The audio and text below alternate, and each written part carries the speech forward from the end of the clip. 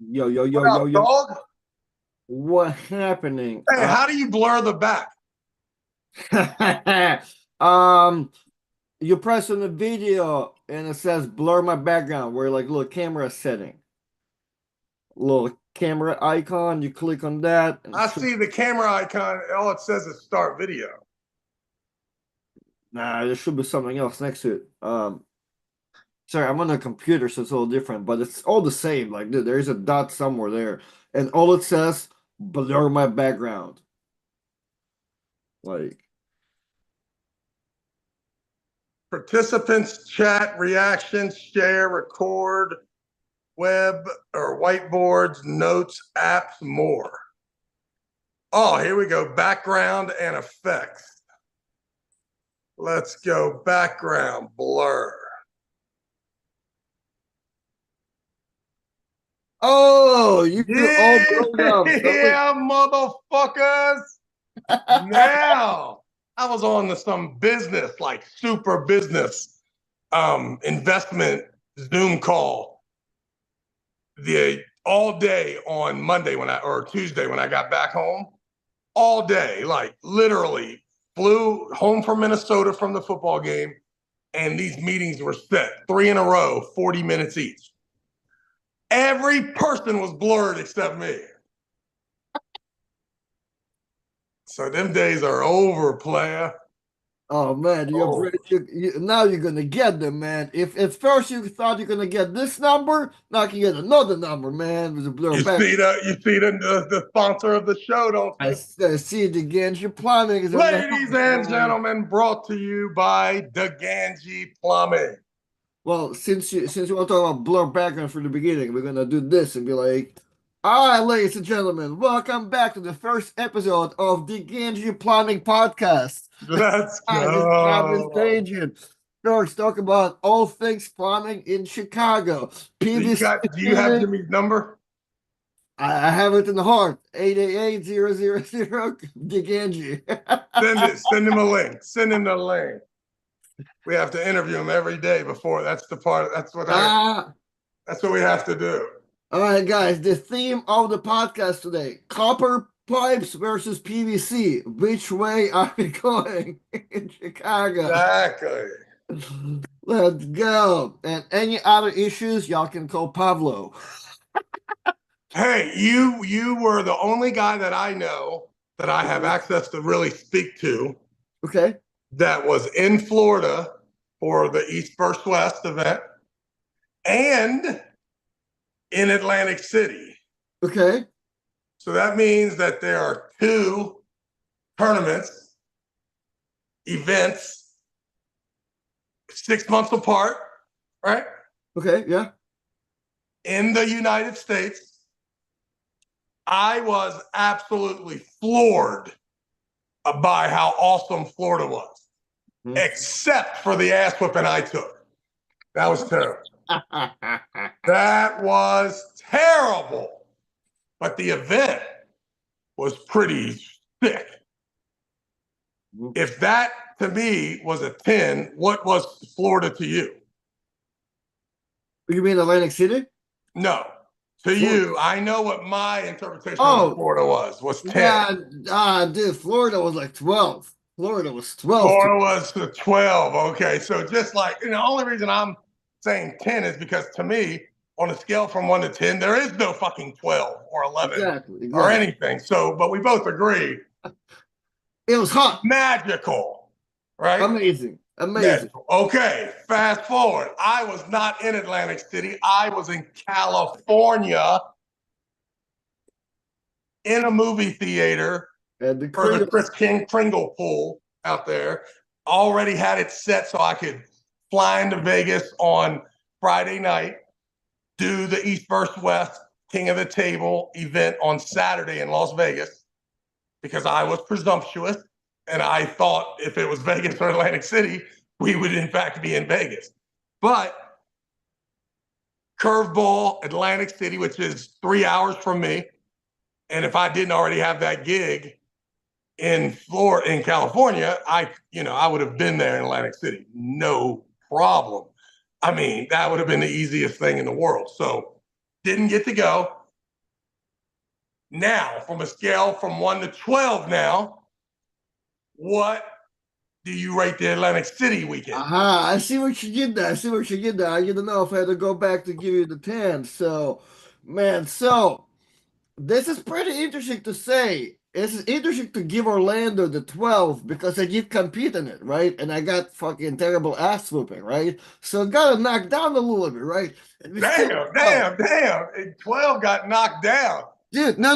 And it's still 12. That's No, still that's how what I'm awesome it saying. I'm was. saying the criteria at the tournament was so fucking awesome, as I feel, that even with the ass whipping, You're at 10, I'm at 12, and we both got our asses whooped, right? yeah.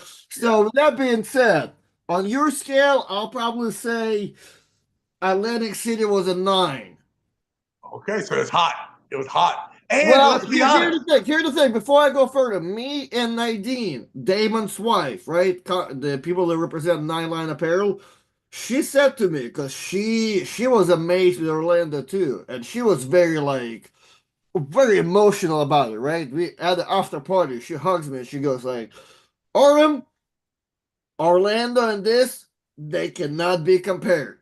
Orlando was awesome. It was just amazing. This is awesome, but you cannot compare the two Now, is there whatsoever. a chance that if Florida would have never existed and Atlantic City would have been the first, that Atlantic City would have been a 10? Is there some sort of there's a natural comparison, right? Yeah.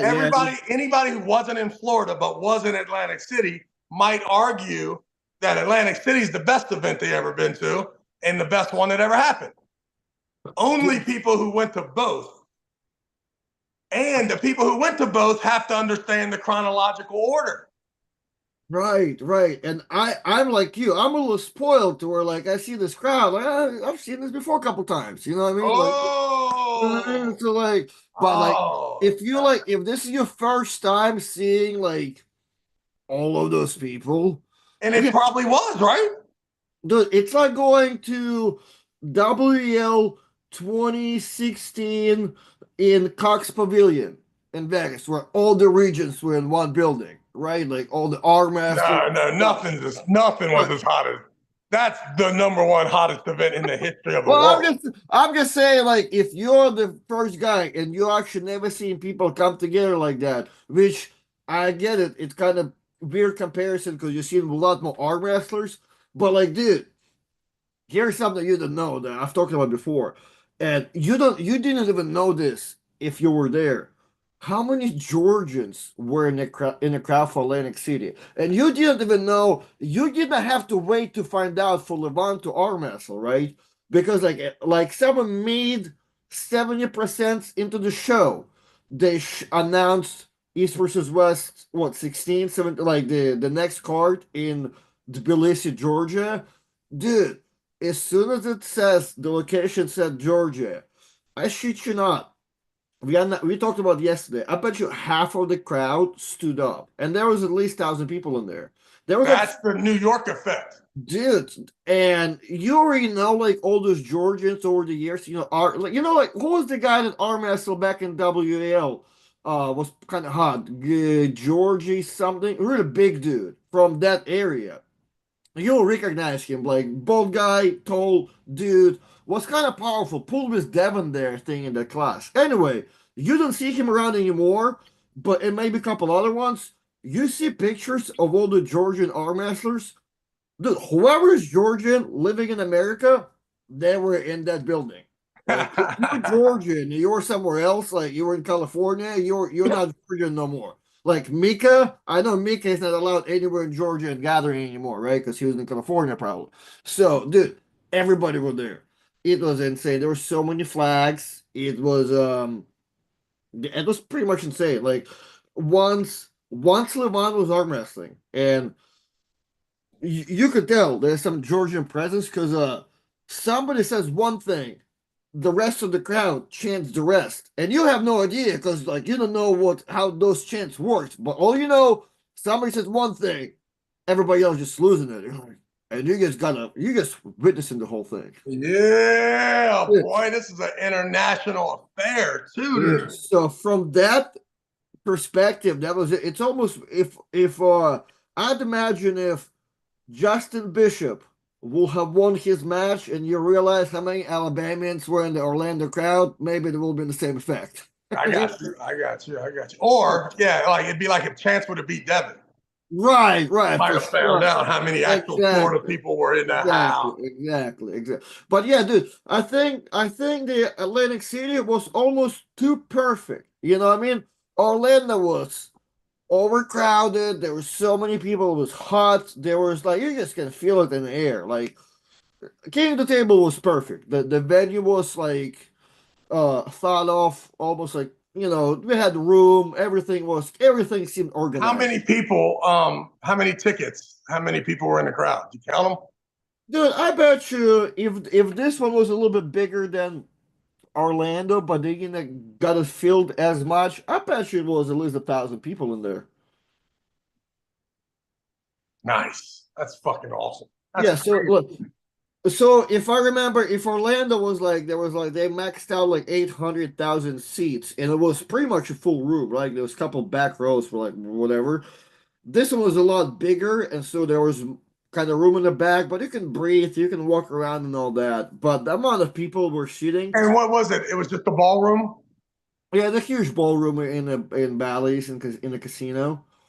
So yeah, just a huge meeting So room. we really need like 2,000 person venue so that we can give 800 tickets away to the community, put our 1,200 people in there, and then it just slowly, once you see the 2,000, now the next venue is 2,500, and then we go to 3,000. But you always have to grow, and you can grow by getting the local community involved. Yeah, That's for sure. It does. If those numbers are pretty accurate, then yeah, I can see how what you're saying is probably perfect. Yeah. Um, what we got? Benji Mac, $2 super chat. What's up, hey, listen, George? man, listen. Yeah. Hats off. Hats off to Benji Mack. Okay, what's going on with Benji, Do man? you remember a time when you showed up to the event 4 hours early and worked your ass off until the last second of the event, I which have was 11 hours later?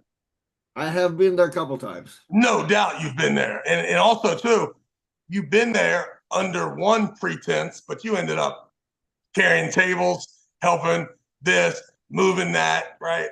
I watched Benji Mack absolutely work his ass off, literally, and then arm wrestle in the middle of it too. Had the super match. Unbelievable. So hats off to. There was a couple guys, man. There was a couple guys in California. Travis Paventure he's got a couple buddies, and those dudes, maybe 10 people, 4 of them, man, they got after it, man.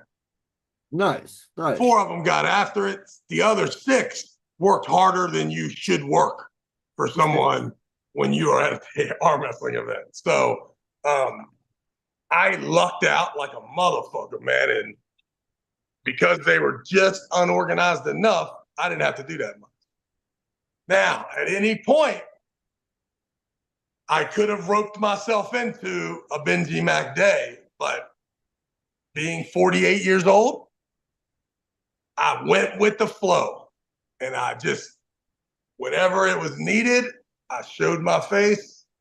But if there was a procedure in place, whether that procedure was the most effective, I did not buck the system. Okay, Right? so just let the And guy do their thing. I let them do their thing, and it was Harold Ryden is an absolute one-man beast. All right, I watched that man enter 150 names, put them all in Corey Millet's bracket system, and on his own work 2 tables.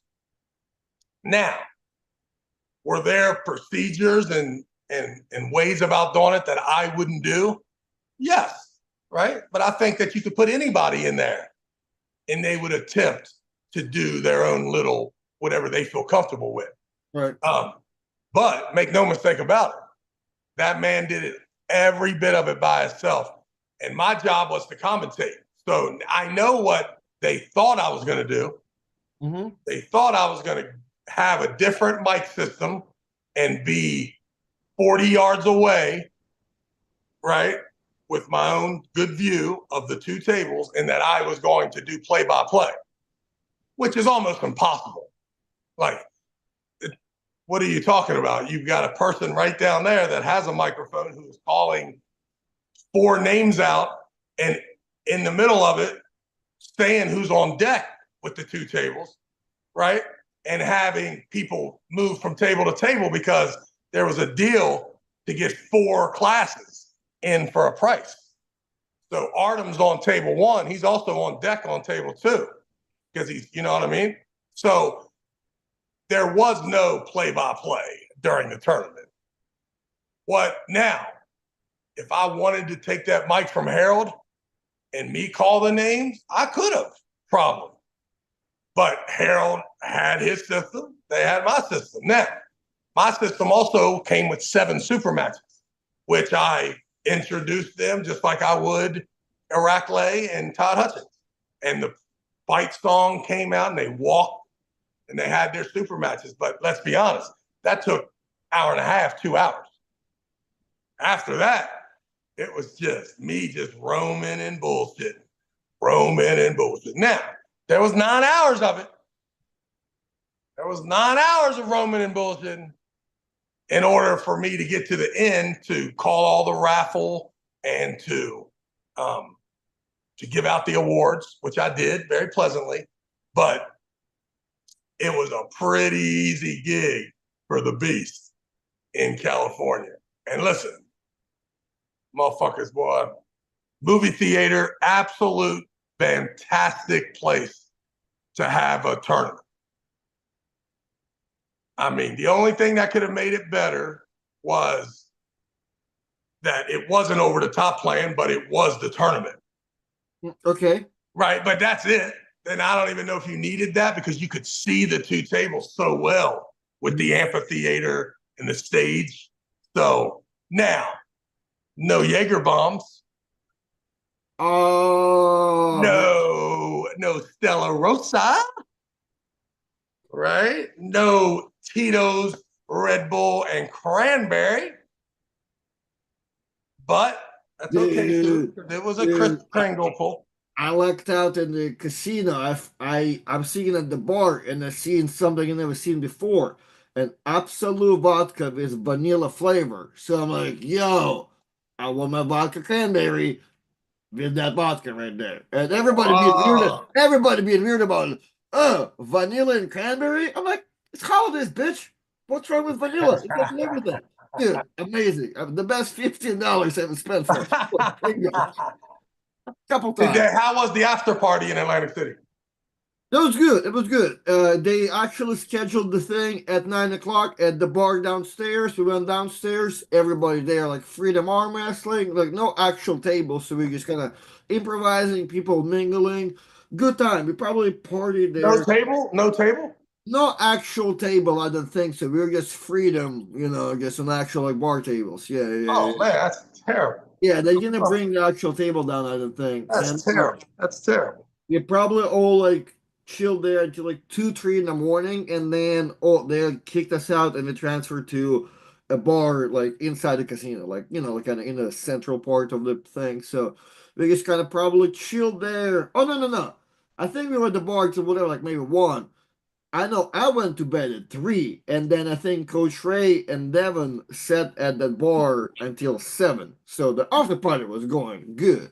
So it was pretty good. Nothing too crazy, but you can get busy. You can get busy for sure. People were going out everywhere. It was a good time. It was a good time. Speaking of, we have a super chat. 499.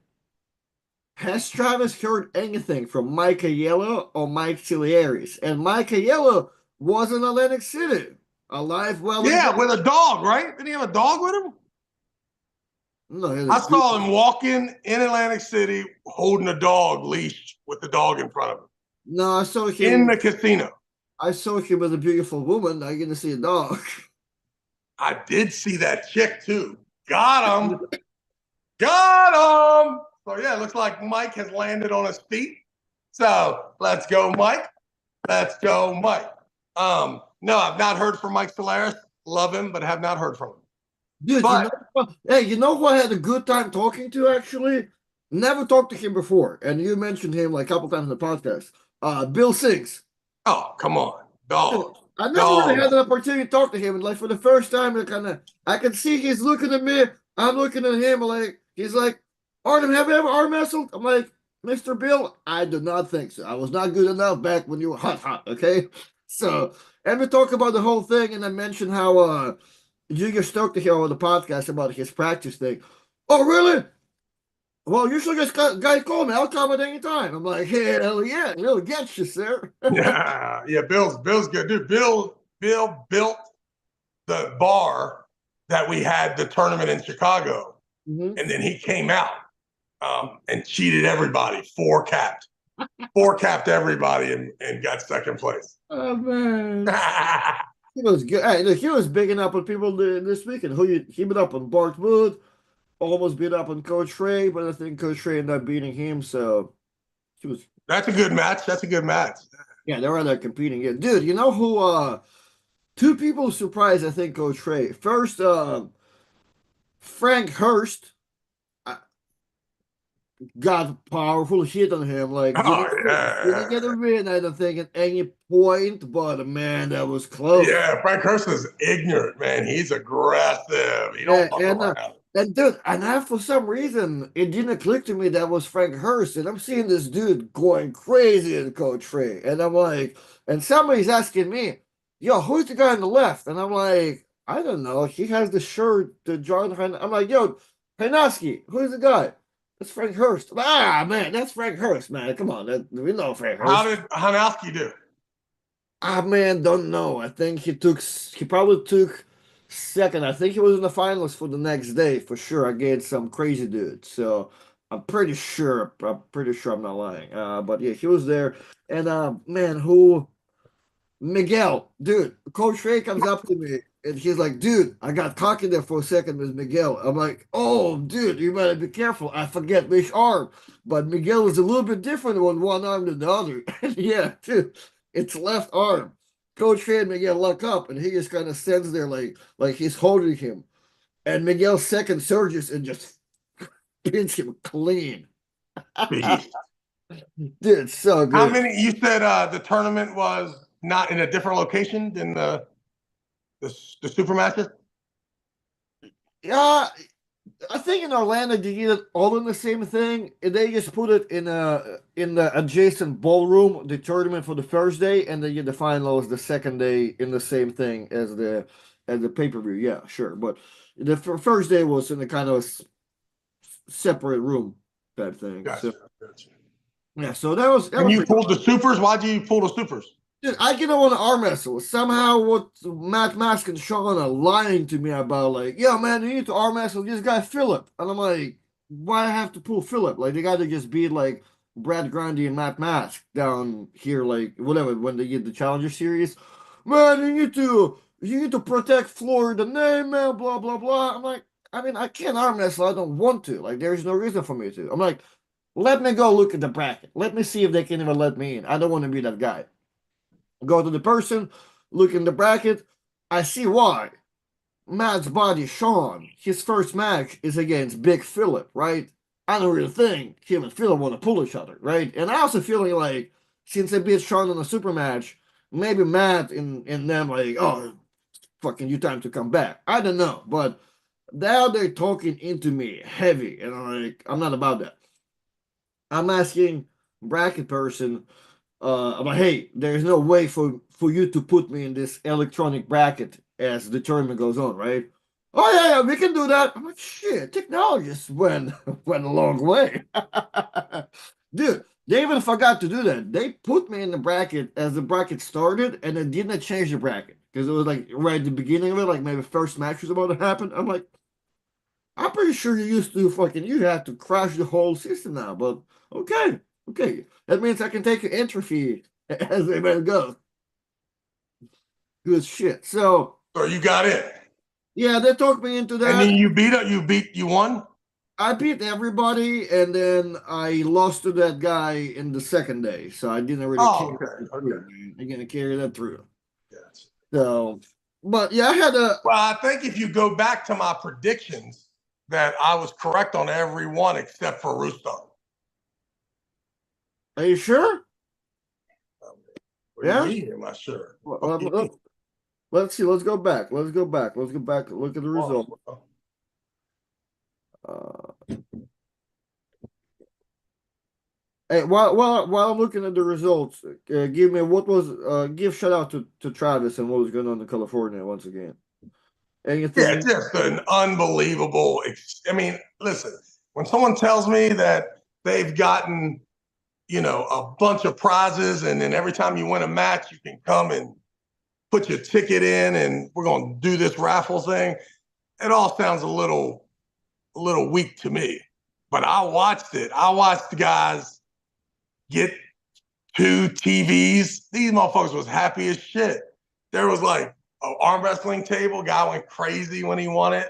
So it was a lot better than I thought. So, and I think the guy had about, I mean, he probably gave away 15 prizes, maybe Okay. 20, and it was good stuff.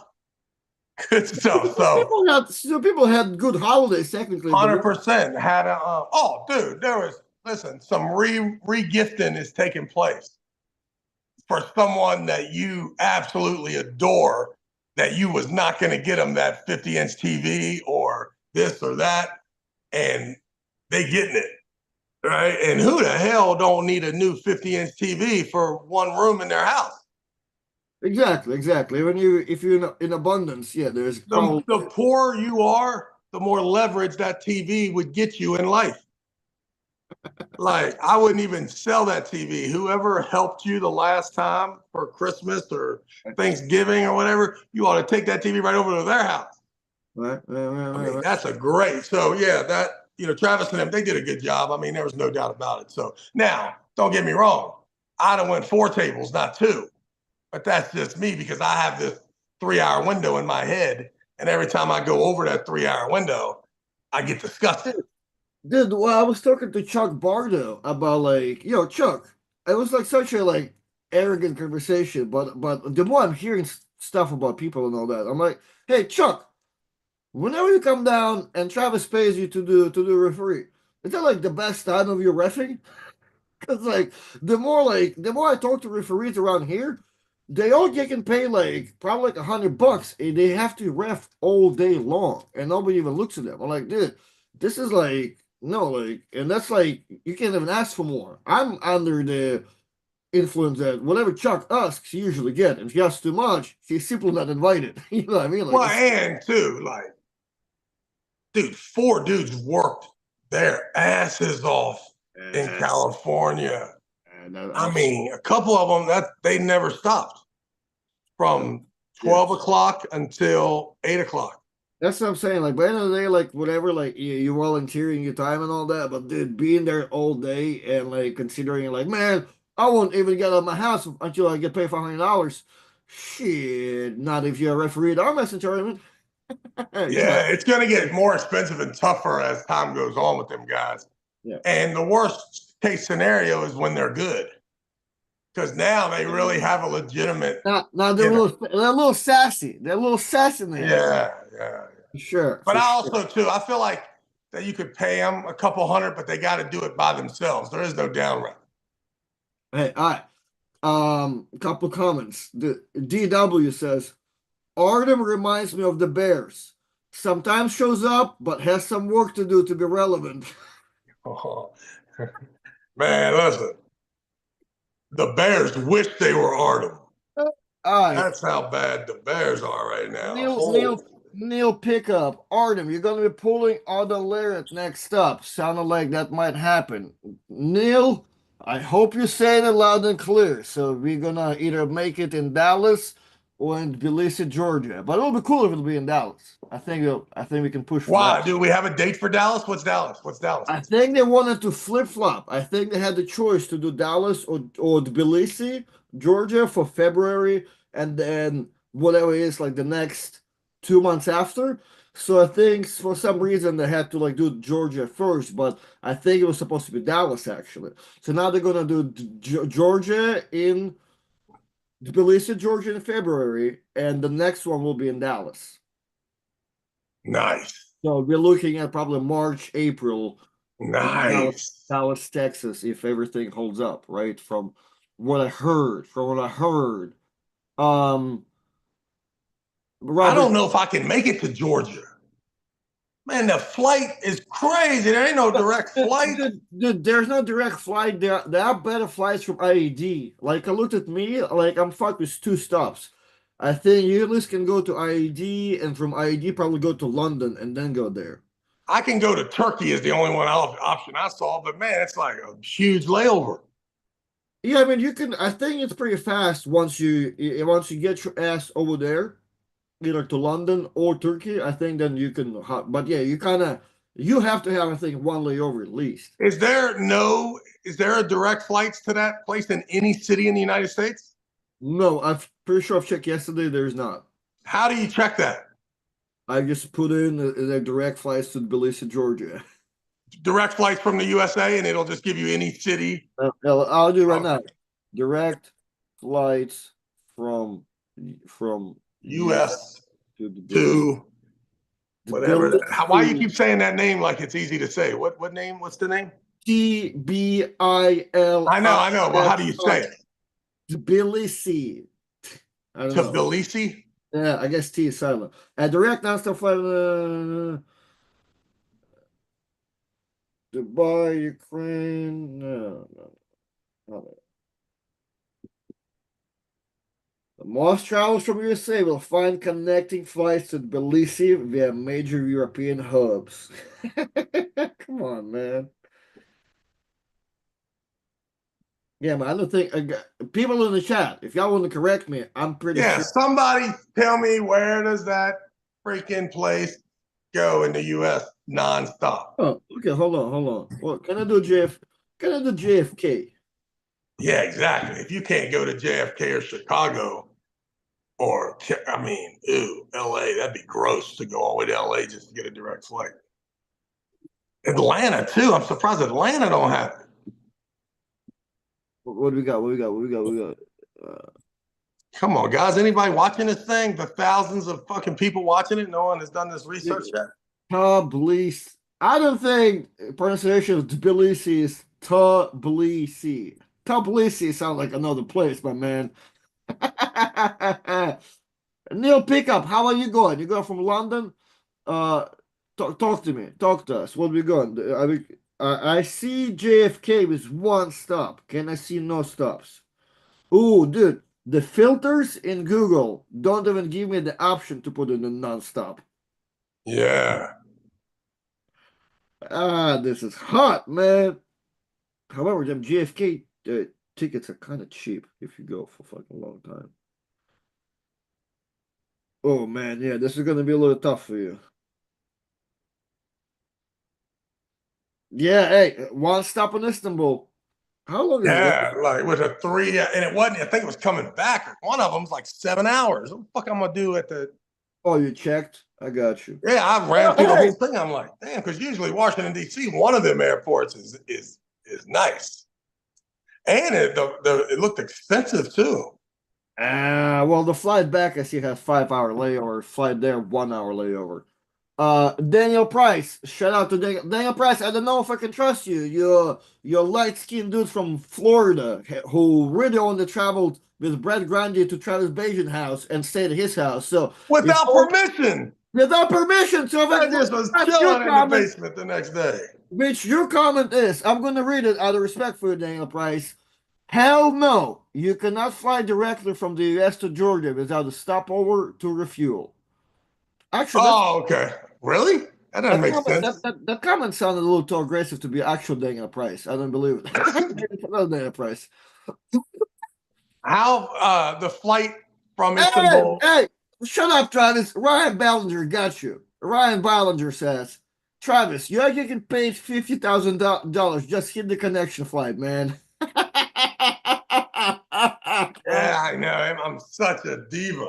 I'm Come on, such a man. diva. I'm here talking to you just because I can go watch. I'm gonna lose money. Yeah, I mean, I definitely want to go because I think the card's going to be awesome, man. I don't know about Tbilisi, guys. I'm sorry. Maybe it's American pronunciation. I'm from Russia, so it's been listening to me the whole time, just like Levan Siganishvili. All right, well, guys, is everybody gonna check it out, the card and whatever going on? Yeah, the Robert Kelly is confirming that card is gonna be the Dallas card, going to be at end of the March. Neil Pickup, Neil, do you want to jump with us? I'll give you a link. And Neil's got the in the presence of greatness coming up here in a week or two. And Yeah, Robert Kelly did said only downside to Atlantic City was there was no Travis Bagent on the mic. yeah. I wonder if anybody else feels that way because you know what, man? Because I feel like I gotta watch Neil and Coach Ray, man. I got you. I got you. Motherfucking slick, man. Before you know it, they be like, man, we don't. Hey, Ingen, and what's the other dude's name? The black dude? Don. Who? Don. Don. Yeah. I'm already close to kissing Don's ass, but I ain't there yet. So I'm sure that you got to watch them two, not telling them, hey, we don't fuck with Travis like that. We don't fuck with Travis. Got to watch him. Hey Neil, I sent you a link in Messenger. I Uh, mean, dude, I'm wondering. Hey, so don't tell Neil I said this, but I got to watch him. another day I watched a video. I watched a match from I think it's Kidder Gali and Michael Todd, and you were commenting on that. And dude, after that, I wonder, have anybody has made a compilation of your comments yet from all the East versus West? Because I get it, there's a lot of commentary, but dude, that clip, the highlights of Michael Todd and Kidder Gali, just listening to you, me and Parsons were dying laughing over here for like Yeah, those. that was a good one. But you know what though? I don't know if you can get away with that anymore because the crowds listening were. Could you hear Coach Ray and Neil? No, no, no, no. Oh, it was closed. Yeah, no, I mean they were there, but I don't. Hold on.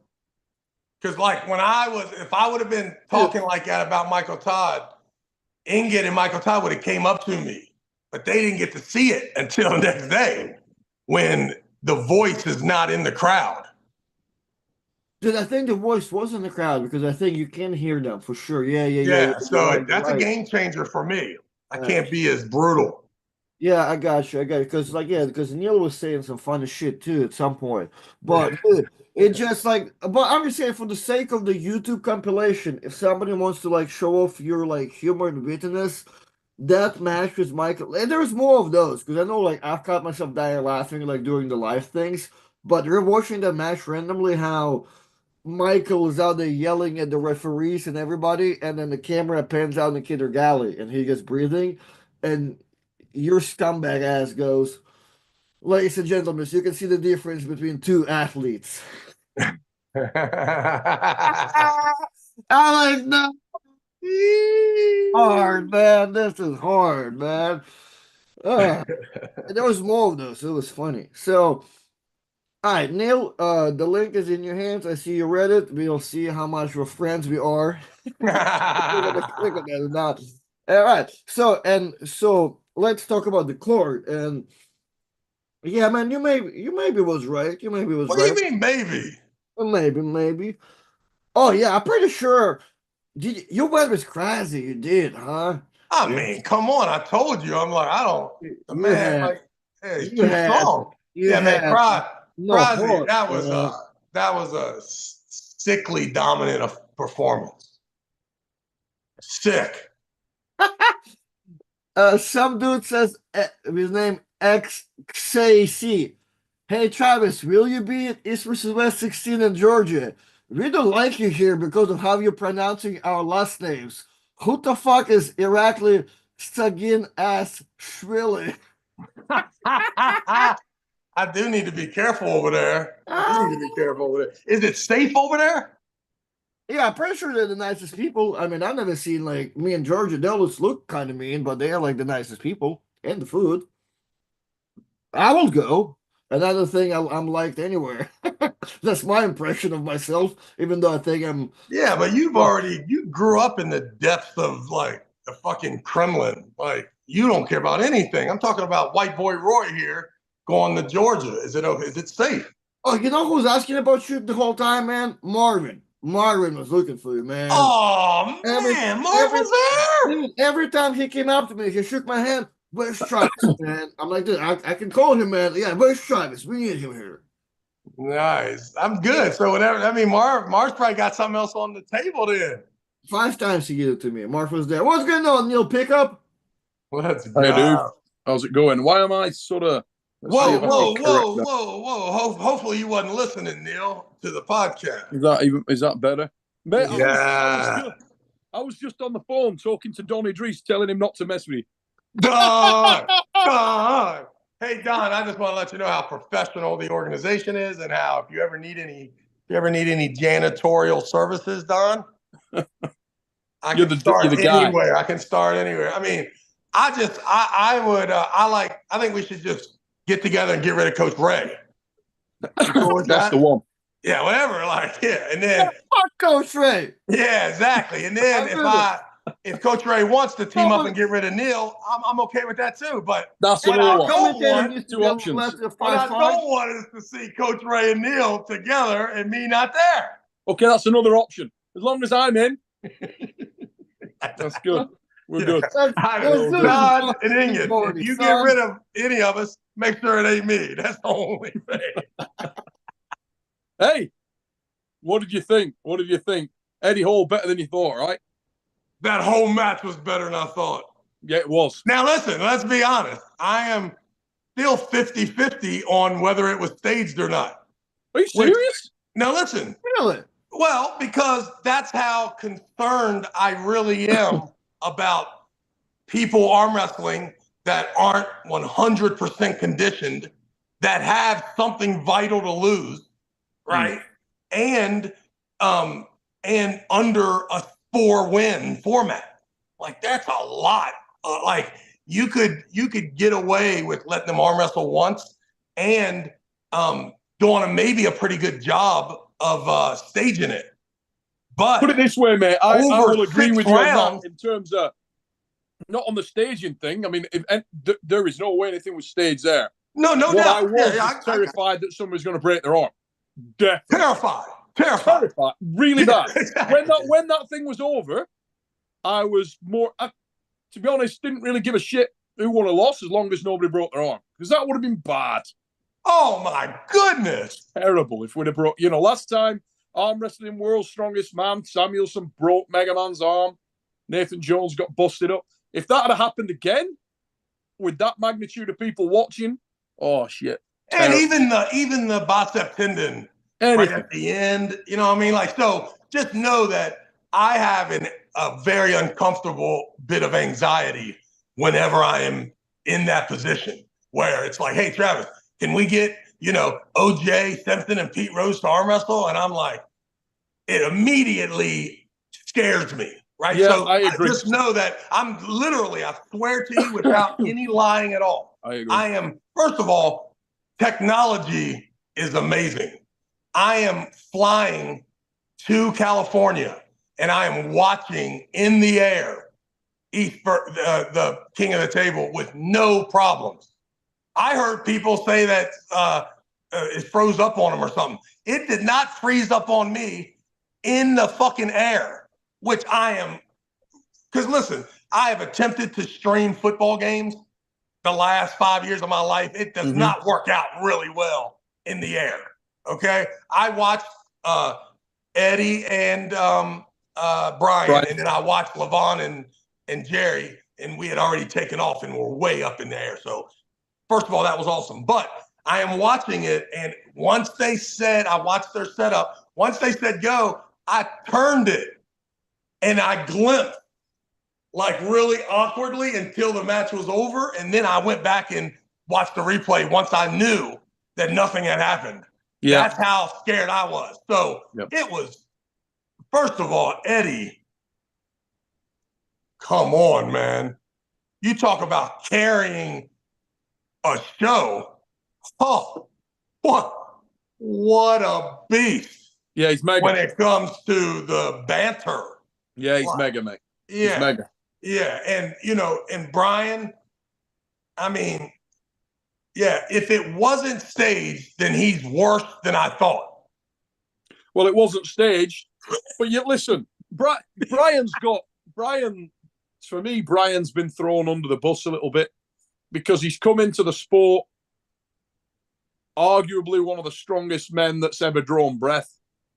Dude is an absolute weirdo. And everybody's like, oh, he's going to beat LeVant. And we know that ain't, it just doesn't happen. You don't come in to a brand new sport. He's got big challenges as well. The man's scale is a problem for him. Makes it so it's difficult for him to understand the table, move at the table. Very, very, very challenging. So the guy needs really putting under arm wrestling's wing a little bit and us to work on him, get him ready for that. His potential's huge, but he's got a lot of challenges. So to throw the guy under the bus, I really felt sorry for him in terms of this, there's no chance. Everybody's saying it. He's just going to run through this guy. I'm going to be honest with you. I felt like Brian was a favorite, but Eddie had every chance of winning. The way that we had Eddie moving, the first week we trained with Eddie, I was like, oh, shit, we're in trouble because he was struggling. But his ability to pick things up, his diligence in training was off the scale. I can't tell you.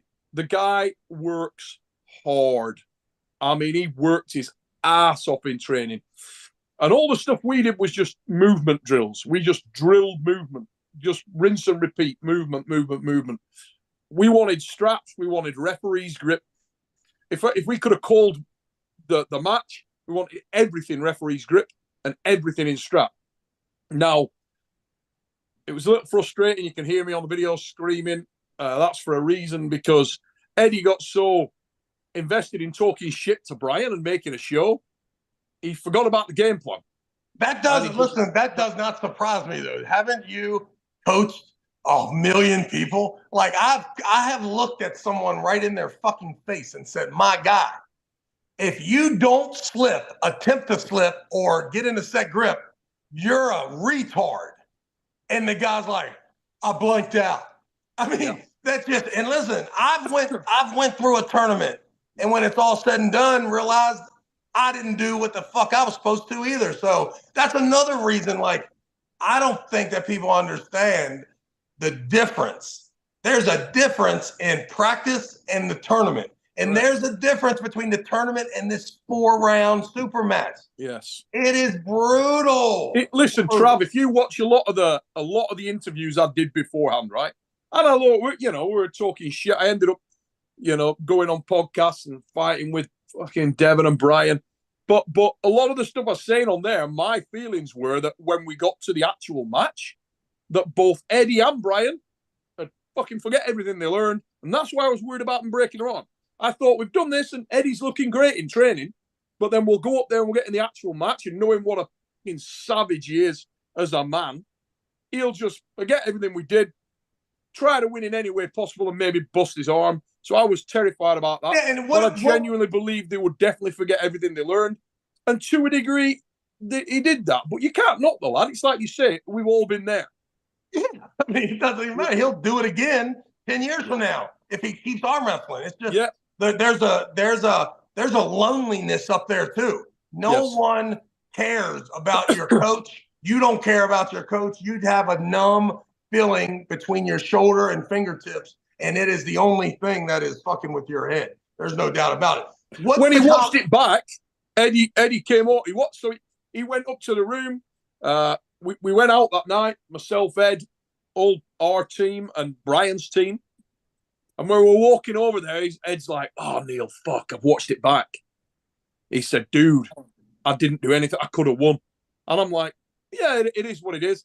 He said, a lot of the time I got the control. I walk in, I got back in the match, and I can hear you shouting, fucking let go. I'm like, let go. Get to the strap. Because in my opinion, that match goes to straps. I know I'm biased, but in my opinion, he gets me strap, we win. I really fucking believe that. Yeah, he did listen, there was a situation where in the strap that there was first movement from Eddie. And that movement was enough with the crouched, unorthodox leverage problem that Brian has for height that it immediately separated his hand from his face. And then it became, it was interesting. And it's a problem for Brian to get, because he's so massive. And also a lot of the guys in training are working with Brian. And their plan with Brian is, I'm going to go backwards. I'm going to go backward, move backwards real slow. And if you do that with Brian, of course, you're in serious trouble. My intention, we had 4 lanes. The press wasn't there. One of the big things was the table specifications were different. So the gap in the center of the table was bigger than the dimensions we were sent. And when we were mucking around, Eddie wasn't comfortable with that at all. It felt dangerous. So he sacked that off and went to another one we had. The main thing was to blast his arm. We wanted to go past his hand, take his hand out of the game completely, go deep as hell, lower palm really forward, and go through the man's arm, get him into the B side, because we knew that he wasn't moving well on the B side because of the size, because of Brian's scale. So that's where he was much weaker. Let me tell you, when Brian joins it up at the table, fucking hell. When he gets comfortable, if he can get really comfortable, dude's going to be a savage. Bring us inside the conversation when Eddie Hall calls you and says, hey, they're offering me this arm wrestling match with Brian Shaw. Obviously, 2 things. Do you think I should do it? Or I'm doing it, and can you help? That is legitimately what happened. And the biggest concern was the date. Now, when you said yes to him or whatever, at what point did you say, hey, bro, we got to have a heart-to-heart? Do you know that you could fuck your arm up and you will never be the same person again? Yeah, we had that night, on the Friday night. He called me back. It was 8 weeks and 1 day, date to date. Literally, from the date that Ed called me, I got back in the UK, landed back. Self and James are in the car. Ed calls me. He's like, hey, I got this match. And I'm like, when? And he said, it's that December 14th card. And I'm like, oh, dude, too soon. Let's go for the next one. I said, just tell him. Too soon. Next card. And then he's like, yeah, but there's a problem there because I'm training for this fight and the fight might come off in January. So I either do it now or maybe I don't do it because I'm investing in fights, a lot of money. And I'm like, fucking hell. He said, so I'm going to do it. Do you want to, can you get me competitive in that time? And I said, well, I've got East versus West and you're in Dubai for 1 week of that. So we got 6 weeks. I said, so biggest problem is going to be the frequency of training and not screwing your arm up. How close are you guys geographically from each other? Hour and a half, hour and 3/4, just under 2 hours. Yeah. Okay. But, look, we got a lot of advantages because I'm friends with Eddie anyway. So a lot of the sort of awkwardness and shit that you would normally have if you're coaching someone, that's all gone. There ain't any of that. So I can talk to Eddie, like you say, just say, look, he gets arm wrestling. He knows arm wrestling a risk. One thing I'll say about Eddie, as I've said many times before, the guy's a psycho. He literally doesn't care about. You say to him, oh, you could break your arm. I mean, he's going to get kicked in the face by Mariusz Pudzianowski in a few months. He couldn't give a shit. The guy is definitely. Yeah, I don't know. It's so funny. I am such a pussy when it comes to arm wrestling. Is that I would rather see him get kicked in the face, or at least take that chance because of the eeriness of the broken arm, or the nerve damage and all that. Oh man, it's just I don't know. Yeah, but I got you. But if you're Eddie Hall, so the fact is he didn't want to hear none of that. 230 kilo log. Yeah, no doubt. But on the flip side too, you got, you're 10, 15 years in to preparing for that.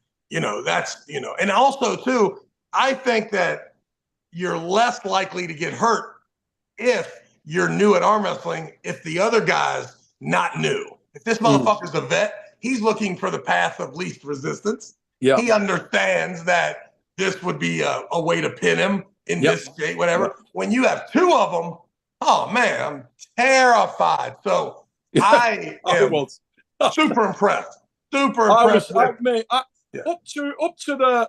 I'm going to be honest with you. After the second round, I stopped worrying They both seemed very present. Both Eddie and Brian seemed very present in the match, and I genuinely wasn't worried.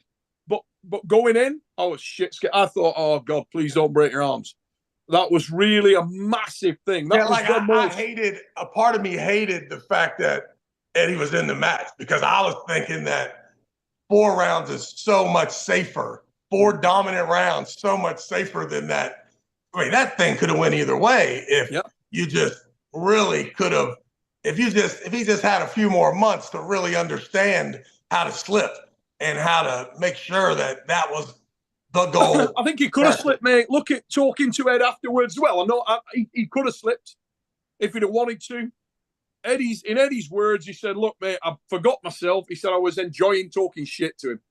And I just forgot it. And I didn't think, he said, I thought I had him. And then he suddenly came back and suddenly I was in trouble. He said, but when I was talking shit to him, in my mind, I had him. I had my index finger over his knuckle and I just waited for a second and then he changed and he got back in the match. And he said, and at that time, I could have definitely slipped and we could have definitely got the strap, which was the game plan. And we wanted referee's grip as well, because we figured that Devon would have, taught Brian a lot of fuckery in the setup and stuff, and we wanted referee's grip to eliminate that. And I feel like if we could have got referee's grip every match and strap every match, it was on. There was every chance he could win. But overall, mate, I'm happy with it, like you say. Huge for arm wrestling. Huge. Yeah. And good for Brian. Brian had mega pressure. So every credit to Brian Shaw. I really like Brian Shaw. He's a good dude. It looks to me like that he is absolutely the nicest guy in the whole fucking world. Good bloke. Yeah, he really is. And also, I mean, my God, if you're looking at the top 1% of the 1% for strength, holy shit, that's the man, isn't it? Yeah, it's a stupid beast. Yeah. So, yeah, those guys. And Don and Inge, whoever the fuck made that happen. Hey, and I don't even know how much they cost. And I don't know if it was a good buy. When I say a good buy, maybe they broke even because those guys charged more than normal. But for arm wrestling, not a bad gig, man. That video, that video has just begun. Yeah. It will slowly become probably the most watched match of all time here. I would imagine so, mate. Yeah. And the nice thing about it is, genuinely, like I say, we went for something to eat with them after, and they never shut up about it. I genuinely believe that both lads really enjoyed the match. They felt what it was like to be in a match, and that was tremendous. Yeah. And I do believe both men will come back to the sport. I mean, I've already arranged with Eddie, we're going to be training probably twice a month while he's getting ready for the Pudzianowski fight. So that's good. The other thing is, sorry, I was distracted for a minute there because my missus is an absolute rocket. Just got to say that. Turn the camera around. Let us Can't turn it around. But that was good. But anyway, both guys really enjoyed it. I'm training with Eddie probably twice a month now. If I can help Brian, I will as well. I feel sorry for Brian, so I'd like to assist Brian. And the other big news is we've got an event coming in January, the Titan House. It's not matches, it's training. And some of the guys and girls that we've got in that, holy shit. Let me tell you. Well, let's talk about the 2 baddest bitches on earth. They were in New Jersey. Wow. Mate, look, Barbora is 25 years old. Gabby is amazing. Yeah. Yeah. She is such a crowd favorite as well. Did you hear the crowd? You can't put, you know what no one can quantify is how much, people talk about everyone's endurance and this and that. But the truth about endurance is it can only truly be judged when you go 100%, right? And what I saw was Gabby, you could talk about she doesn't have endurance, but no one has endurance when you go 100 fucking %. Yeah. You don't know. It's like every time you tell me there's a guy, like when I'm watching Devin, at practice and doing what he's doing, he's not at 100%. He's working that thing at 92%, 85%. When you see Devin at 100% and Levon push him down, barely, like it was on. That's when you can truly say that Gabby and Devin have the same endurance, because that's what happens when you go at your freaking max and you still have more work to do. And that's what Gabby ran into, and that's what Devin ran into. And those two are two people that are experiencing the exact same thing, but there's a stereotype under both of their names that they're different, that Gabby doesn't have the necessary endurance and that Devin does. The truth is, there's no such thing, because no one ever goes 100% until they're in that situation. I think there's a set of criteria here, mate, to be honest, and it's as follows. If you look at, I mean, people talking about Barbara, right? Let's focus on Barbara for a minute. She is a very, very large girl, very young. She said that she came in there and she knew she was going to win early in the match because she's got the set of movements she can go to on the defensive side of the table. And in order to beat her there, as you rightly say, Gabby has got to go through her elastic limit. She's got to go through the red line. That is problematic in the later rounds. Okay. But then you look at Barbara going forward, and she's got a pretty lonely existence, because who's next? I mean, she's cleaned out that there is no one else. Now I'm working on a couple. Let me tell you now. I gotta go. But don't you like? Is there not a format? Like, there has to be a format now. Like, once a year, there is a bracket with all 60 of these girls. I'm talking all of them, from the Swedes all the way to the top. And each round's the best 2 out of 3, or it's a double elimination tournament. Who cares? Just know that when I watch that Bar Gabby match, it gives me hope that if this was a double elimination tournament or the best 2 out of 3, we have a new champion. That's crazy awesome. Yeah. The problem is, over 4 wins, good luck with Bar. Good. Well, I hope there's others come. I mean, this thing we've just seen with Eddie and Brian, in amongst World's Strongest Woman, in amongst it, there are other girls like Barbara who are just otherworldly. I mean, I'll give you some stats. One of the girls we've got coming in January is 6'5", 165 kilos. And she is the 3-time reigning World's Strongest Woman. Nice. Yeah. And she's keen as hell to get into arm wrestling. We got another lady who is Scotland's Strongest Woman. And she is like a huge Amazonian girl, conditioned, super strong upper body. These are people that, you look at someone like Ines Carrasquillo, who won the Rogue up in Aberdeen recently. US girl, big girl, 6'1", 6'2". Just, it's those kind of people that might see what just happened with Brian and Eddie and think, yeah, why no? And they start to get involved in arm wrestling, and suddenly Barbara's got some competition. Yeah. At her level. And if we could just listen, there's competition there with the format change. Now, not that the East versus West has to change their format, but listen, arm wrestling, I'm telling you, man, Ingen has, I don't know if it's timing, the fact that was done so organically, but it's powerful. It's powerful now, and all these votes are going to rise. And trust me, there's going to be, there's going to be a tournament that, financially speaking, all the people are going to have to take a look at it, because of the network it's on, because of the hype from the media, and because of the cash. And it's going to be potentially big enough that's bigger than any of the contracts that anyone has with anybody. You know what I mean? It's like one of them things like Ingen or Don or Neil or Igor or just Nick Kaplan, whoever the hell is involved with and has the contracted athlete. That athlete's going to call them and say, hey, I love you. I don't ever want to stop arm wrestling for you. But make no mistake about it. I'm going to Las Vegas because it's $1 million to the winner. And then a guy like England, dude, if it's $1 million, I'm coming out of retirement, Trav. Yeah, that's what I'm saying. And it's and that's really, it doesn't matter. Like, and a guy like England's gonna be like, I want you to go. Just I don't want you to do it on February 14th because I'm having one. But let's work this out.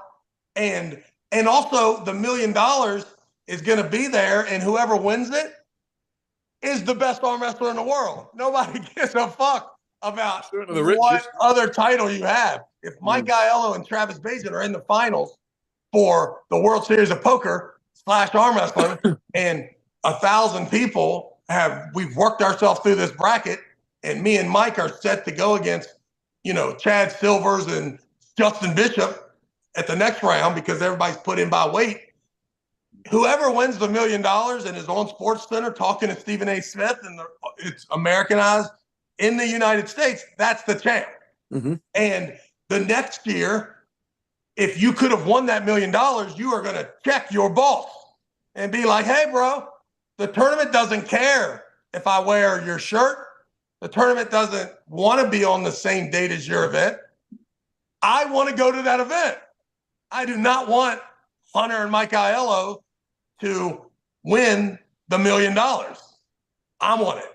And the girl, I feel like Levon right now, heavy favorite in that format.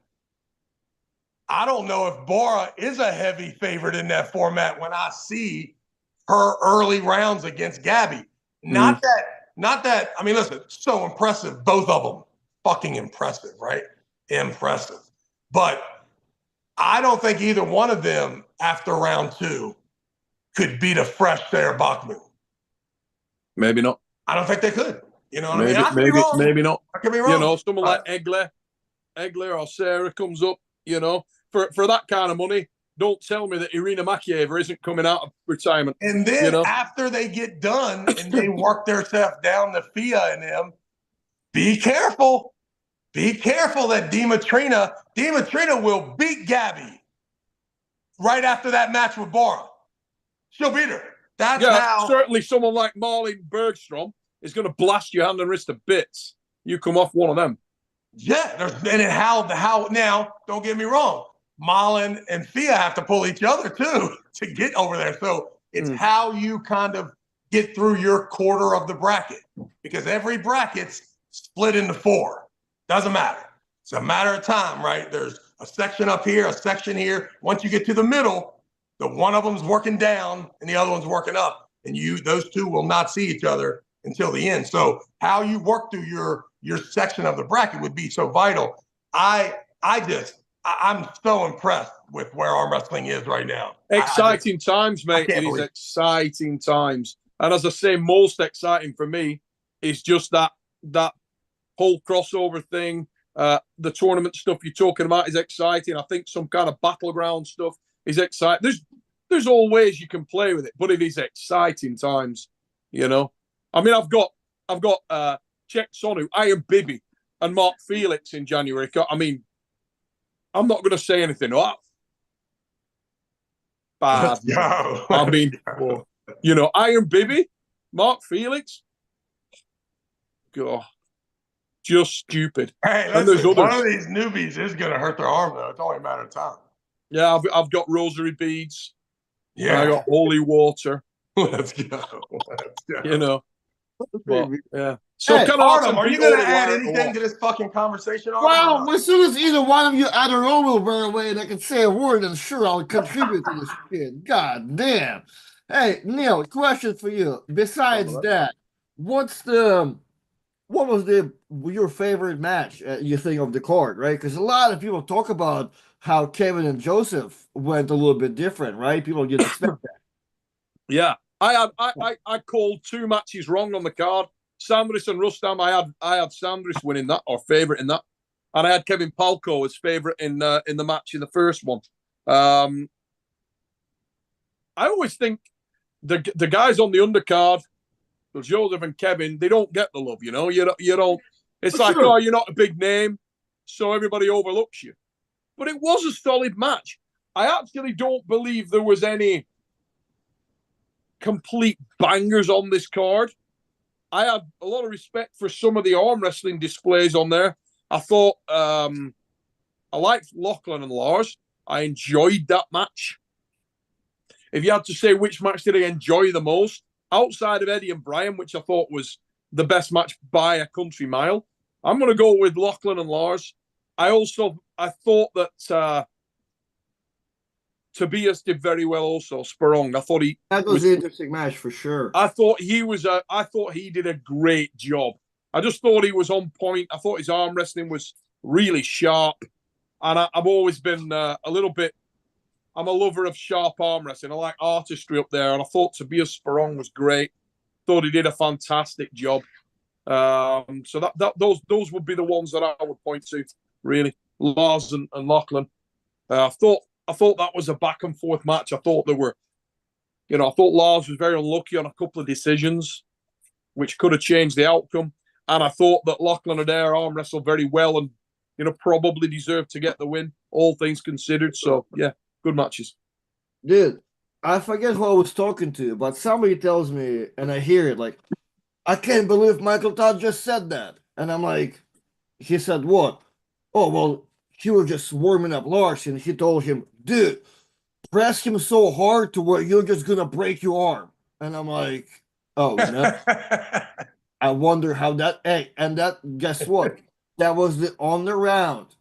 Lars went so fucking hard. He actually beat Lachlan and just yelled at his face. And I'm like, yo, he went for the arm break this time. 100%. There was one match that got stopped for, I want to say it got stopped for Lars being over the center line of the table. Okay. And when he was in a commanding position. My personal opinion on that, as I said when I was commentating it, I thought that was like a fucking harsh. I don't believe that was the case. Yeah. Each to their own. I thought it was very harsh. Very, very. I think that little things like that in matches can make a massive difference. But it's sliding doors. Like, as I was saying earlier, we've all been there. You ride your luck some days, and other days it kicks you in the balls, And I think that Lars was unlucky there. For sure, but Lars looked prepared to where, like, if you looked at it, like, you'll think, like, Lars was winning the match. And you're like, oh, he actually wasn't somehow. Hey, you know who's a bad motherfucker, man, is Matt Mask right now. Dude, Matt looked good. I used to, I like to take a couple jabs at Matt every once in a while on his talent level in the past. Matt's a problem right now. Yeah. Like Matt really was fucked up. And I never give credit for injuries. If you get injured, you're a pussy. That's always been my thing, right? It's like, yo, the fuck out of here. Like, if you're not available, who cares, right? And Matt's getting crushed, and he's losing consecutive super matches, and he's all fucked up, and then he gets a hold of these stem cells. And it's like, yo, I'm healed up now. And we're like, man, get the fuck out of here. You's a bum. The dude used the stem cells. The stem cells healed his body. The dude is different right now. I feel like Matt's always been a problem at a level. And outside that super elite level, I think Matt's a very, very hard match for a lot of people. He's a pro. Like, listen, I'm saying, like, him and Prudnick wasn't even close 2 years ago or a year and a half ago, whenever that happened. That is 50-50 today. If Matt's not the favorite. I mean, Matt needs to bang with every one of those 115 guys or whatever that class is. Hey, guys, Lagia made a good comment. Matt beat Marcio easier than Oleg did. Yeah, I don't know if that, but Oleg beat him pretty fucking bad too. So, but yeah, listen, Matt is awesome right now. Matt needs to pull one of them guys that he got his ass handed to him from, because he's different right now. His hand and wrist is nasty. Yeah, he wants them all back, doesn't he? I mean, he wants Sandra Shedis back. Maybe problematic because Sanders is at that lower weight class. But the other guy that he talked about, I think he called out Todd Zilla, didn't he? Talked about that. Yeah. That's a tough one there. I don't know if I'd go there yet, my man. But I do like everybody in that class. Like, and I used to not like Matt against those guys. But I a match I really like on paper, although different class at the moment, but the match I really like on paper, Ongabayev. Yes. And Mask. Yes. And I, like even like Matt can make that 231 class. So, and if you're talking Ungerbayev, listen, Ungerbayev is one bit of lack of integrity away from maybe being the pound for pound best arm wrestler in the world. He's friggin' good. All he would have to do is go to the dark side, in my opinion. I mean, and listen, could be wrong. Maybe he's already there. And maybe he never will go there. I don't know those specifics. But in my brain, guy's clean as a whistle. And if he wasn't, he is a motherfucking problem. Yeah, I think he's clean. I hope he's clean, and I think he's clean. And I think he's magnificent. I love the dude. I think he's a mega arm wrestler. That's the only thing I don't like about him is that he's clean. I'm like, come on, bro. Go crazy. Kill yourself. Let's go. Go. Let's fucking go. Ermis Gasparini, you're on the clock. I don't think you can beat Michael Todd anymore. I think Michael Todd, along with Vitaly Laletin, are the two guys that need to get a hold of Levon, and the sooner the better.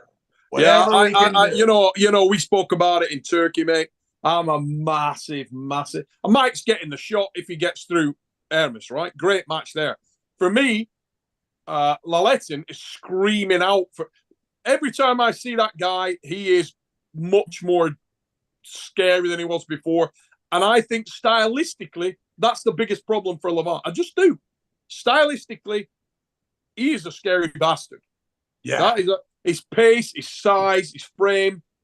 He's a problem for a lot of people, and I think he's an issue.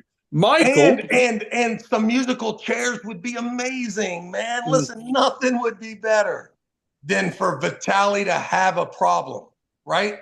As being the champ, right? So I don't think he's got a problem with Levon. I don't think Levon is going to go into any weaknesses that Vitaly.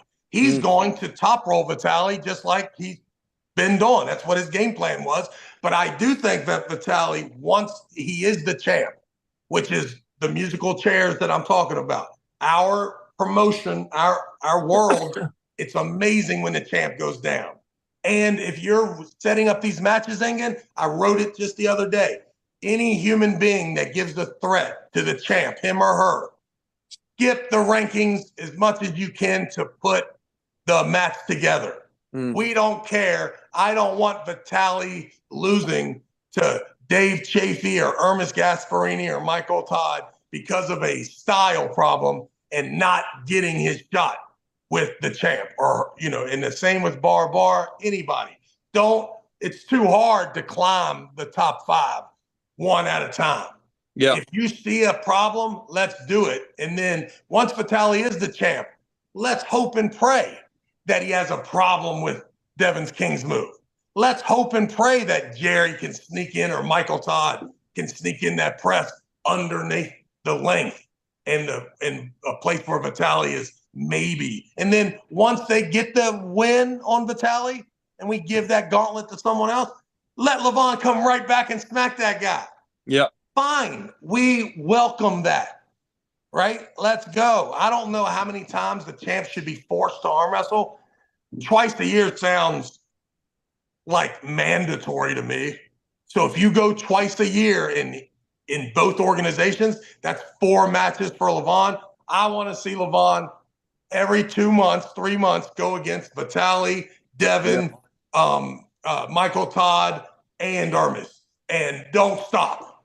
And if he doesn't want to do it, vacate the thing. And then when he comes back, he can go right for the title again. We don't care. But don't let him set up there and only pull once a year and make it a guy that stylistically isn't the guy we want to see. I'd like to see Michael get a shot, just because obviously I like Mike's been my friend for so many years, and I feel like I'd love to just see him get that shot just for his own purposes, particularly now.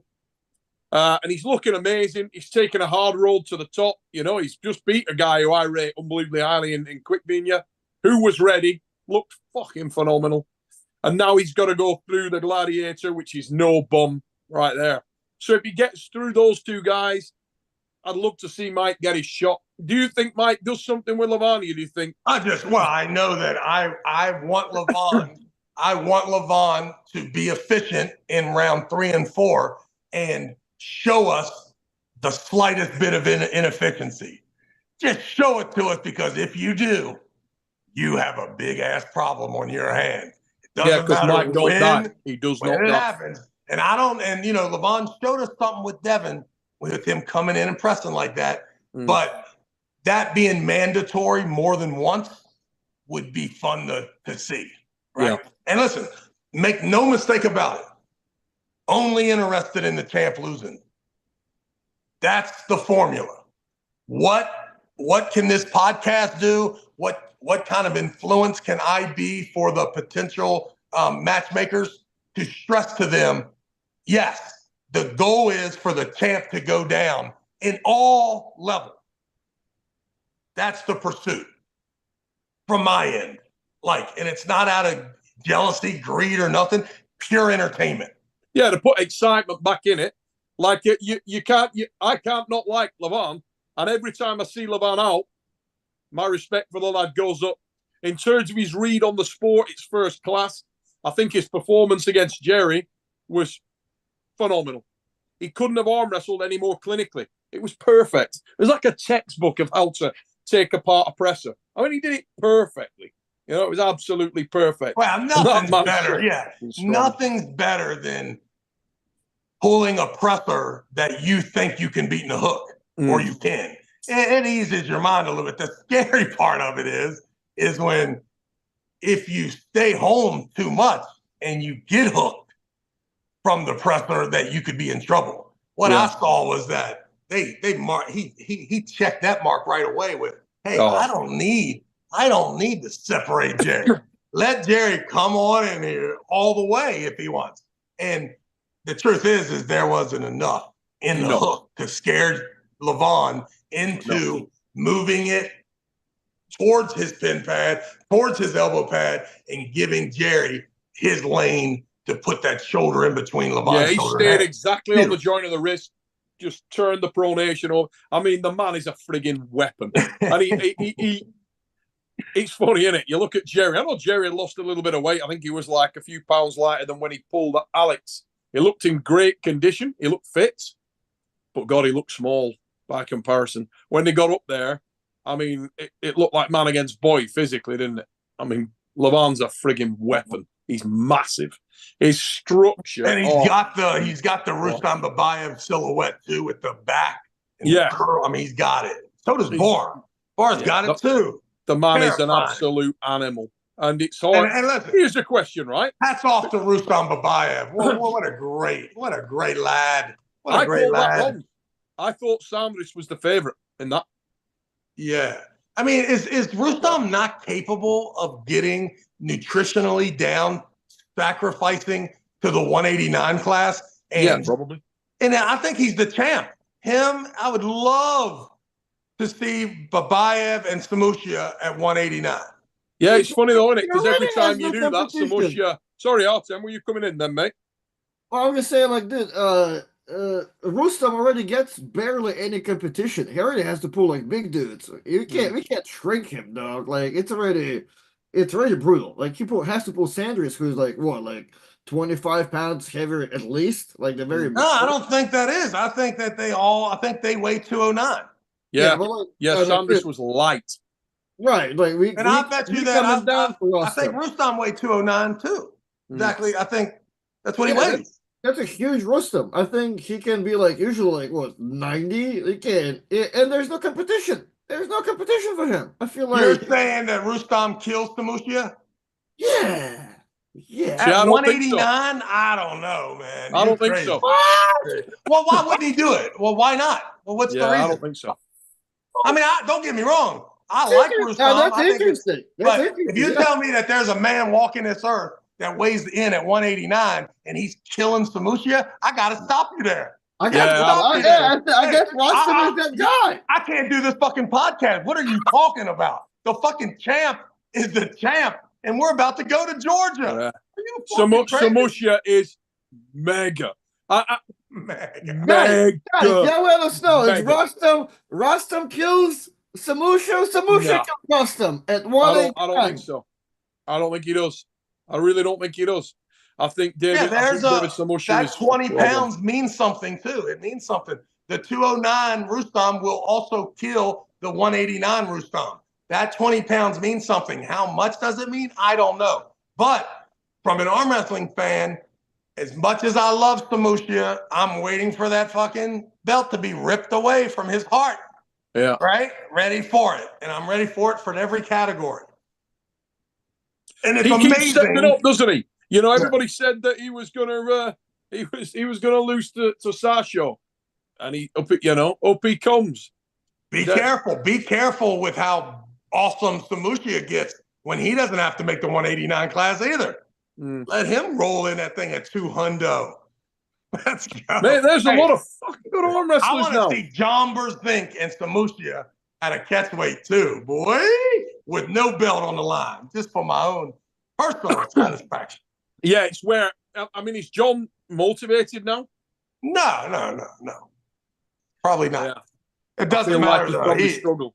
Yeah. John could lose that. It's no problem, but it's okay. I mean, I'm cool with it. Hey guys, before we get to wrap it up, there was a super chat from Armenian arm wrestler. Let's go, Monster Michael Todd. What if Brian trains with Hermes? I don't. Now hold on. What was the last sentence? What if Brian trains with Hermes? I guess Brian Shaw and Hermes get. So what are we saying that would be a tremendous advantage for Brian to get the? I mean, listen, I've worked the booth with Hermes. I'm not sure his communication is amazing as a coach.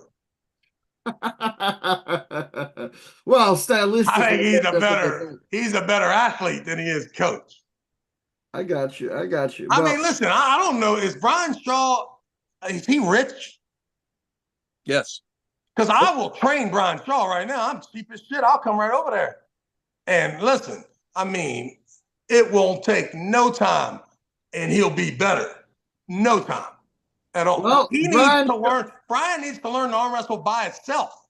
Like he's waiting on some sort of resistance in order to move. That's the first mistake that you should never teach new arm wrestlers. Be careful of them depending on resistance. There doesn't have to be any resistance. Do you have the motor skills and the movement to pin just the air and do it in a balanced, beautiful situation? I mean, listen, Brian Shaw, my man, I'm not a big enough fan to train you for free. But if you rich, motherfucker, I'm your guy. I am your guy. Hey, Travis, I don't think I should say it today. Did Jerry disappoint you? No. I don't. Listen, this is Jerry. I called Jerry 2 or 3 nights before the competition. Okay. And I wanted him to know that getting that match and it being in New Jersey and him having his life and all the people around him that love him, that what he is representing is not for him. It is for all those people. And that his kids and his wife, everybody should know that he is a bad motherfucker. And that guys like me understand 100% that getting that match makes you a top 10, 15 fucking beast in my lifetime. So no, there's no way for him to disappoint me. Jerry is 50-50 against everybody. So I love him to death. His style, as much as it's hard, it makes it hard for him to lose. It also makes it hard for him to win at times as well. So nothing disappointed. Absolutely jealous of what he did in Florida to just have this 4 months, 6 months of promotion that had all the United States backing his ass, praying that he could somehow do it. So no disappointment there. 100% admiration for that young man. Neil, what can you say about Jerry and Levon? Were you mega impressed? What was going on in your head watching that? Yeah, I kind of agree with Travis. Jerry has done incredibly well. I know enough about Jerry proved himself to me a long way back. I feel like he's still the most underrated super heavyweight, probably of all time. I think he's always been in the conversation at any given point in his career. He's always been a very difficult match for 99% of the super heavyweight division. And he'll continue to be there. With Levon, you're talking about something different at this point in time. I feel like there's a significant gap between him and the chasing pack right now. He's the complete package. The guy's otherworldly strong. He moves well for a very, very big man. I don't think there's anybody can beat him right now. And if there is, it's probably Vitaly Laletin. And we're about to find out the other two that are worthy. Yeah, hopefully that's Michael Todd. I want to see Mike get a shot just because I think he deserves it. Nothing against Hermes. I love Hermes. He's a great guy, but he's had one shot. His time will come. Michael, I don't know. I think for Michael, it's very important that this shot comes now for a lot of reasons. I feel like it has to be now for Mike. And so, yeah, I believe that if Mike gets a shot, you'll have never seen anybody come in more committed. Let's just say that. I think Mike will come in at an unbelievable level of commitment. Whether or not he can do the job, we will see. But I think it'll be exciting to watch, and I think the guy will throw the kitchen sink at the thing, For sure. I like that. I like that. All right, guys, we have $4.99 super chat from Travis. This is important for you to listen because the name is Jerry Marlin Jr. And his super chat is Artem. Tell Travis I'll bet him $5,000 I can beat him right-handed in a month. Now I don't know if you know hold on here. Let's Marlon get it now. Jr. Do I got to put my $5,000 up to pull him? Jerry, let me know because I replied, Jerry. If he gives me 5,000, I'll take an ass whipping for him at Madison Square Gardens. Here's the thing, Travis. I said, Jerry, look into Travis's neck. I think he'll decline, but I will ask. Jerry said, I got him. So I don't know what I got him means, but maybe you're free from financial obligations. I don't know. Yeah. If I don't have to put up no money, I'll give it a shot.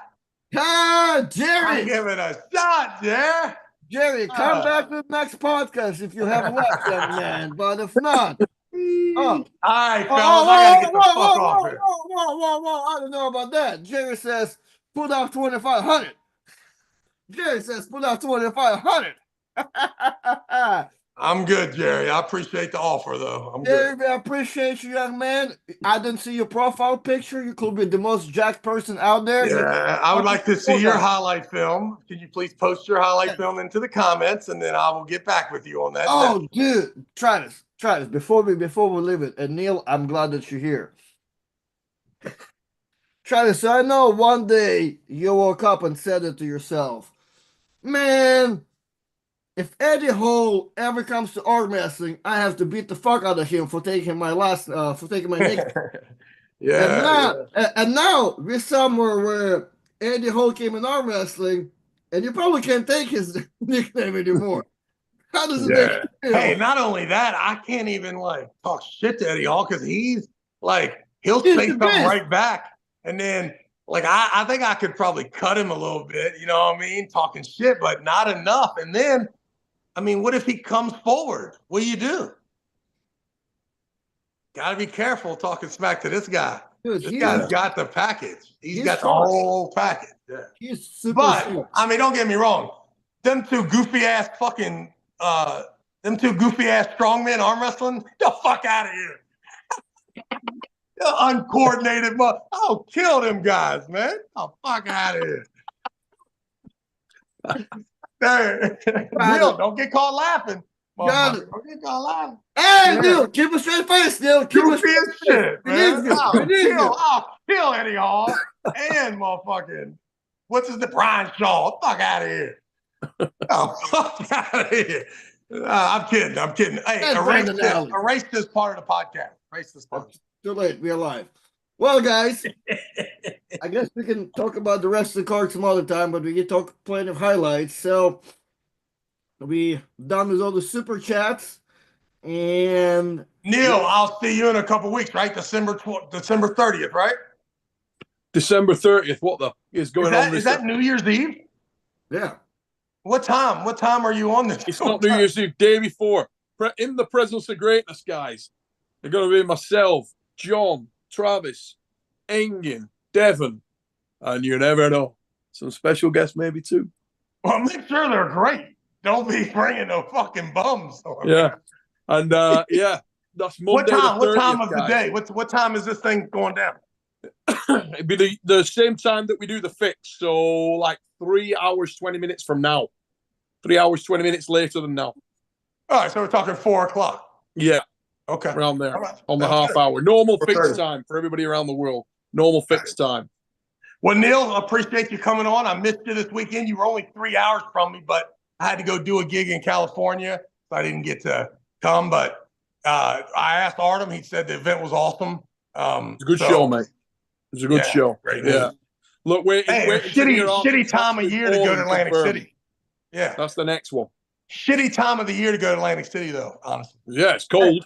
It was fairly empty as far as Atlantic City goes. Yeah, no doubt. Yeah. Atlantic City's shitty in the summer. In the winter, it's fucking real bad. Real bad. All right, guys, y'all be good. All right, it's there. Thank you for coming. Neil, thank you. Cheers, mate. All right, Neil, well, thank you for coming. I'll wrap it up, and I'm going to say bye to all these people. Cheers, guys. Catch you soon. Yes, sir. Thank you, sir, for coming up. All righty, I don't know, in YouTube's defense, Artem does RMS violently with reckless abandon and little care for the opponent. I'm pretty sure it's not me. I love all my opponents. They're probably about Artem Morozov.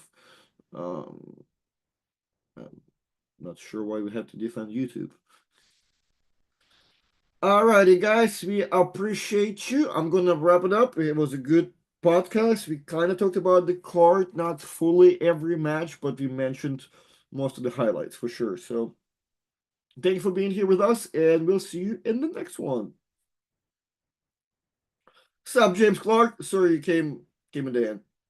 Bye-bye. Arden, what are your chances against Arden? Probably like 90-10 in my favors. It is a Laird. He'll be ducking. Ducking!